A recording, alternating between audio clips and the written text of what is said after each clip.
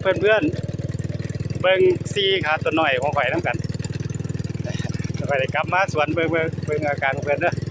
ว่าเพิ่นสิเป็นจังไดเวลากลับมาฮอดนะเดี๋ยวเลี้ยวเข้าสวนกันเอาไปท่อมหลังบ้านน้อง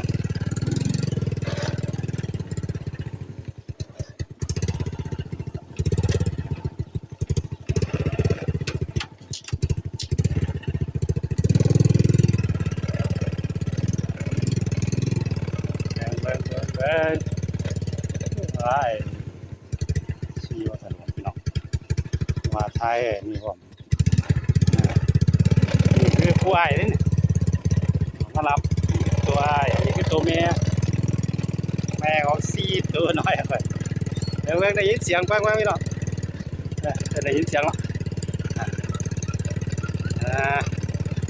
แบงฮอดแล้วเ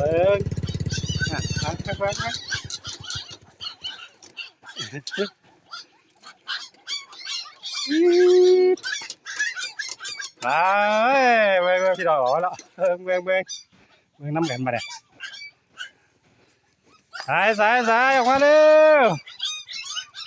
มาเร็วโอ้ยมาออกมาเร็วออกมาเร็วออกมาเกิดอ่ะมาพี่น้อง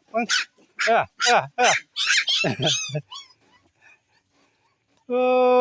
ยครับสอนครับครบไปเนี่ยเช็คยอด3 6 9 10ครบเพช